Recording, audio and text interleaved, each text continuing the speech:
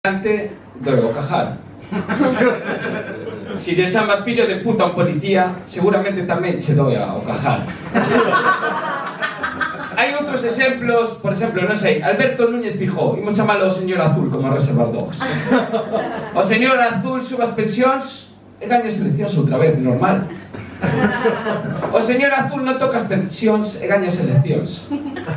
O señor Azul vais as pensións, puteos gandeiros, estudiantes, pecha hospitais, vaise de xira co seu amigo Marcial Dorado, imos chamalo señor Blanco, vaise de xira o señor Azul e o señor Blanco pola ría de Muros e Noia, e cando volven, sabedes quen gaña as eleccións? Como se chama isto? Democracia. E logo nos queixamos, e a mesma palabra di, democracia, democracia, demo, o demo. Un sistema de goberno que comeza coa palabra demo non é de fiar. Parece un rollo dos Illuminati, unha teoría conspiranoia ou algo así. Bueno, todos estes son exemplos do fenómeno coñecido como causa-efecto. Hai outros fenómenos que igual o fío de comunicación está máis anonsado, máis teñen relación entre sí. Son o que chamamos efecto mariposa ou efecto bolboreta en galego. Un exemplo.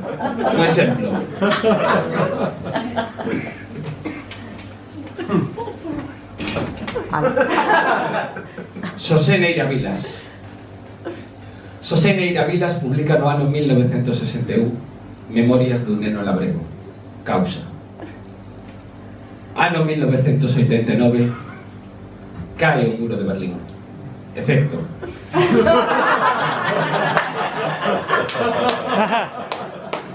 Xosé Neira Vilas publica no ano 1961 o libro máis vendido da historia da lingua galega. 28 anos máis tarde cae o muro de Berlín. A unión das dúas Alemanias, a RFA e a RDA, ata entón separadas por unha única letra. Situémonos. Buenos Aires, ano 61. A editorial Follas Novas publica Memorias dun neno labrego. Agustín, o fillo do editor, lé por casualidade o libro, que en Argentina se publicara baixo o título de Reflexiones sobre la vida de uno mismo de un pibe que trabaja en el campo. O lelo síntese identificado con Balbino, o protagonista do conto. E tal como fixera Balbino, guíndalle unha pedrada a un neno xudeu, o fillo de Raúl Lynch, un xudeu que acabou sangrando no chan, tirado no chan. Un fotógrafo veciño deles, Maximiliano, que traballaba para este neno xudeu, fotógrafo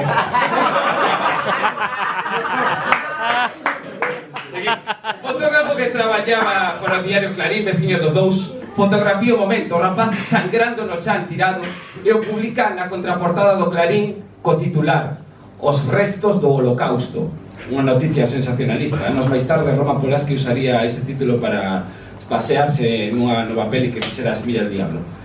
O conto foi que nesa mesma época, no mesmo tempo, pero en outro lugar, o nazi Adolf Eichmann é xulgado en Israel por crímenes contra a humanidade. Moitos nazis queren fuxir para non ser detidos. Despois de ler a contraportada do Clarín, que nesa época se traducía máis de 20 idiomas, entre eles o alemán, creen que Argentina é un bo sitio para emigrar. E acaban vivindo en El Bolsón, que non é unha bolsa grande, sino que é unha vila do sul da Argentina. Non sei, me seguides ou non? Vamos a recopilar.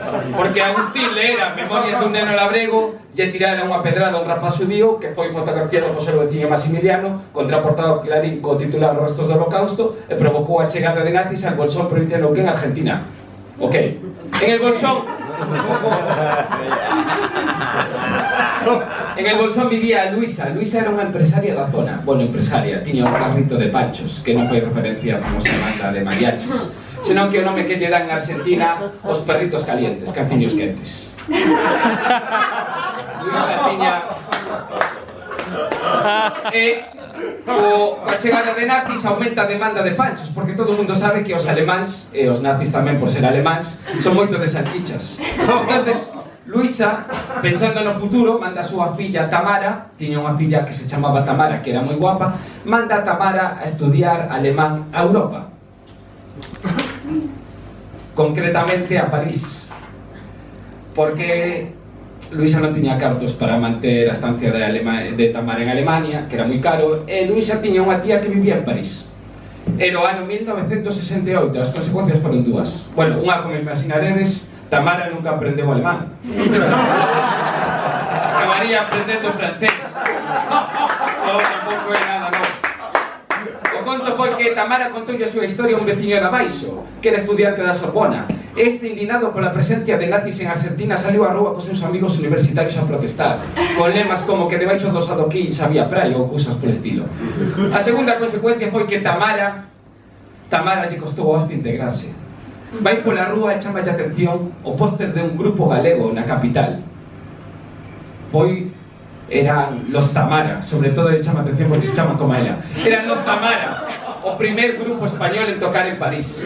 Daquela, los Tamara tiñan un cantante que se chamaba Germán, que non era alemán e menos nazi, sino que era de Noia, da mesma maneira que había pola que paseaban o señor azul e o señor blanco. Germán se enamorou perdidamente de Tamara, argentina, abandonando o grupo Los Tamara e marchou para Córcega. Isto é rigorosamente certo, foi así. Pois abandonou o grupo Los Tamara e marchou con Tamara para Córcega. Los Tamara puseronlle de alcume la maga a Tamara, insinuando de alguma maneira que enfeitizara a Germán. E que era cousa de meigas que unha Tamara despixera o grupo Los Tamara. Máis tarde, un escritor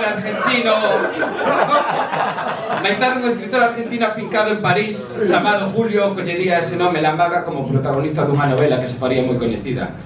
E Los Tamara collerían o primo de Germán que vivía en Madrid, Pucho Boedo, como novo cantante. Como Germán se foi con Tamara, a súa nai, en Noia, alugou o cuarto a outro Germán que viña de Chile. Fuxía de Chile, da ditadura de Pinochet, que a mí sempre me recordou a Pinocho. Un era de madeira e outro repartía madeira.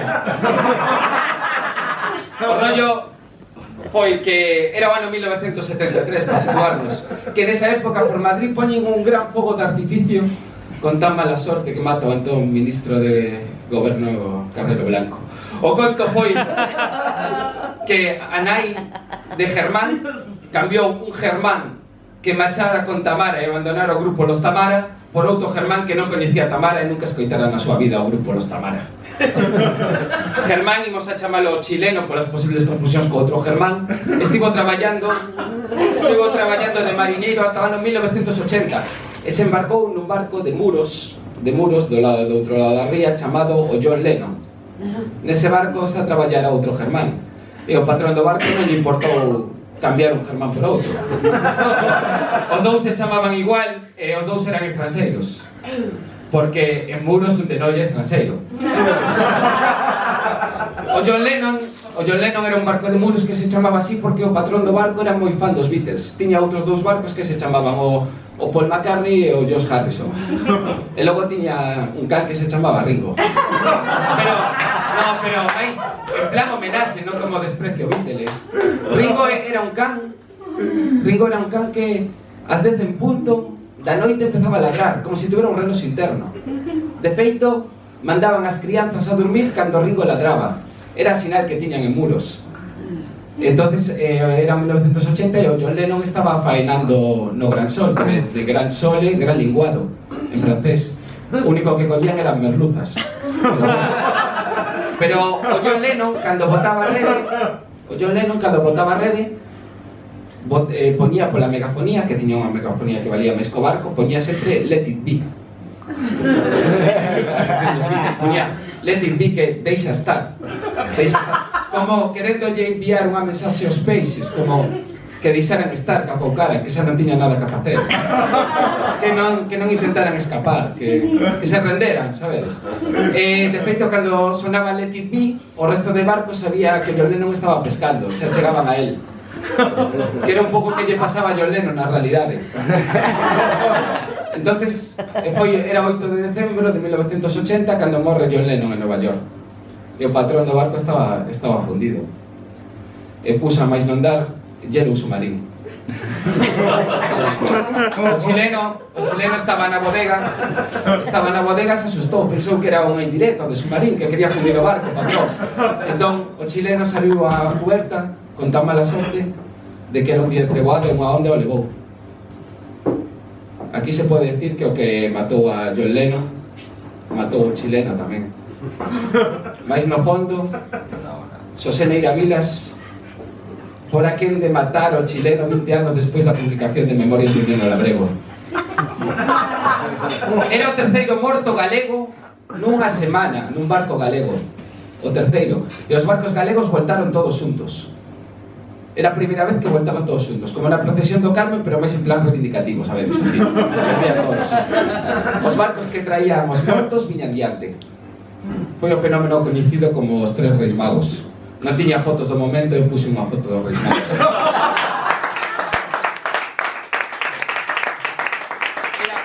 Se coñece así porque fora un 6 de xaneiro, os reis viñan en barco en lugar de camelos. E os reis viñan mortos. Máis tarde, os barcos que traían mortos, que son os fardos de droga, se lle comezou a chamar camelos e se popularizou para calquera que traía drogas. E tamén o chileno Germán lle chamaban Baltasar porque era o máis negro dos tres. A él daba igual porque estaba morto. Un deses barcos que volveu tamén era o Nino Bravo, que vese que nesa época estaba de moda poñerlle nomes de cantantes os barcos. O Nino Bravo poñía libre e non, os peixes escapaban, claro. No Nino Bravo viña un mariñeiro ruso que se chamaba Sergei. No Nino Bravo lle chamaban Sergiño porque daquela había un futbolista da selección brasileña de fútbol que era moi coñecido e se chamaba Sergiño. Físicamente non se parecían en nada, un era negro, beixiño, outro non. Outro era así. E Sergiño era de Kostromá, que é unha vila perto de Ucrania que ten aproximadamente a mesma poboación que Vigo. Entón, Sergei de Kostromá era coñecido no Nino Bravo como Sergiño de Matamá. Sergiño nunca estivera en Vigo, menos en Matamá, claro. Pero ás veces, incluso os mariñeiros se olvidaban de que era ruso. E lle falaban en galego, lle preguntaban si se metían con él cando perdía o Celta, lle preguntaban pola reconversión industrial na ría de Vigo, cosa que Sergiño descoñecía. Entón o barco volveu, e Sergiño se quedou sin o quiñón, que daquelas o quiñón era a parte proporcional que lle daban de pesca a cada mariñeiro. Entón, como volveu sin o quiñón, Sergiño tivo que buscar traballo chegar a terra, e probou en Vigo. E claro, aí aprendeu o que era a reconversión industrial, non topou chollo. E tivo que voltar a Kostromá, a súa vila. Era o ano 82 cando voltou a Kostromá. Pasaran 13 meses dos Reis Magos. Era unha época convulsa de grande creatividade a nivel mundial. Madonna saca o seu primeiro disco, titulado Madonna. E sale o videoclip de Michael Jackson, o de Thriller, con mortos bailando así. Bueno, mellor, sabedes? Que iba a pregonizar un pouco o que iba a pasar, porque Sergiño conseguiu un traballo como técnico de seguridade dunha central nuclear. Aprender a falsificar currículos na reconversión industrial de Vigo. Estuvo traballando 4 anos hasta 86, onde perdeu o traballo a vida por un pequeno accidente que hubo no reactor nuclear número 4. Onde morreron miles de personas. Bueno, despois do accidente de Chernóbil, a reconversión industrial de Vigo, podía ser o accidente de Chernóbil, pero non, este é o accidente de Chernóbil. Despois do accidente de Chernóbil, como Sergiño falsificar o currículum, os países da URSS e do bloque soviético foron acusados de ter traballadores en postos que non correspondían á súa titulación. Había moitos traballadores nesa época, moitos científicos que non tiñan titulación, ata o momento non se requería. E tiveron que escapar, tiveron que irse a países do occidente. Foi o que se chamou a primeira fuga de cerebros. E cada cerebro levou consigo unha persoa, por iso foi coñecida, senón non saldría na tele. Un deses cerebros que tivo que fuxir foi o de Otto. Otto era un piloto de aviación. Otto non tiña carné, era un piloto da RDA. Non tiña carné, mas era o mellor piloto da RDA. Estaba considerado como un dos mellores pilotos en batalla. Se pensaba que era boísimo. Digo que se pensaba porque tivo a mala sorte de vivir na época da Guerra Fría. E non participou en ningún combate nunca. Otto pasamos días tirado no sofá, deprimido, mirando pelis bélicas con morriña do que puido ser, con envexa dos avións que tiraban tiros. E Otto estivo así hasta o ano 89. Foi o 7 de novembro do 89 cando Otto saiu da súa casa, foi a hangar onde guardaban os avións, se subiu a un Cessna, que era o modelo máis fiable que había na época, pero que non tiña aparello eléctrico algún, dependía da pericia dos pilotos. Otto, a única compañía que levaba era unha foto dun can que non se chamaba Ringo, senón Panchín, como de Balbino, de Memorias dun Nobel Labrego. Se subiu ali o avión, o que pasa que Otto levaba moito tempo sen manexar e cando quería ir cara a RFA se confundiu e foi cara a Rusia. A lle parecía raro tardar tantas horas en cruzar un muro, pero era moi cabezón e non deu marcha atrás, aterrizando o día seguinte, 8 de novembro de 1989, na Plaza Rosa de Moscú. Detiveron a Otto e a URSS, enfadouse moito, pediu explicacións aos seus supostos aliados da RDA, ameazando con un posible ataque. Esa mesma tarde, ás 4 da tarde, un político da RDA, Günter Stravosky, estaba diante dos medios de comunicación, diante das teles e das radios, lendo as súas notas.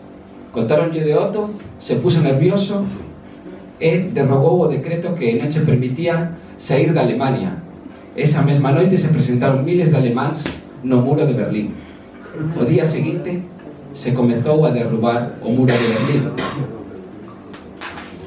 Entre estas persoas que estaba para cruzar non estaba Soseneira Vilas en persoa, mas todo o mundo sabe que Günter Stravosky se confundiu a ler as notas porque Otto aterrizaron na Plaza Rosa de Moscú, porque houbera unha fuga de cerebros, porque explotara a central de Chernóbil, porque Serginho falsificara o currículum na reconversión industrial, tivera que volver ao seu barco despois dos tres reis magos e morrer 3 homes nunha semana, entre eles que en Germán, o chileno, que fora a traballar ali despois de que outro Germán marchara con Tamara para Córcega, que a coñecera en París, porque a mandara a súa nai Luisa despois da chegada de alemáns al Bolsón, que chegaran porque leeran o titular Os restos do holocausto, publicado por un fotógrafo que se chamaba Maximiliano, con un rapaz sangrando no chan, o que lle tirara a pedrada un neno pequeno que se chamaba Agustín, o fillo do editor, e que leera Memorias dun neno labrego de Soseneira Vilas.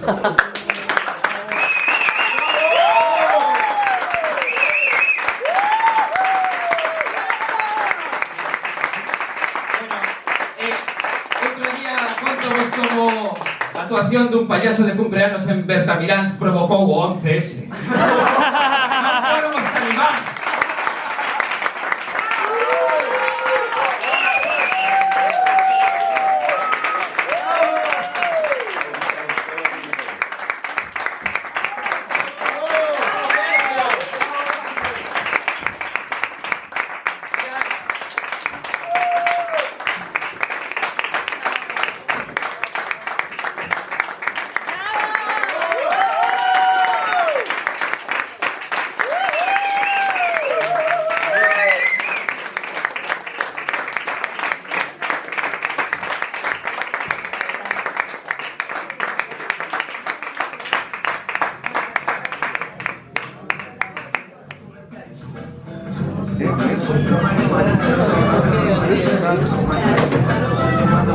Okay.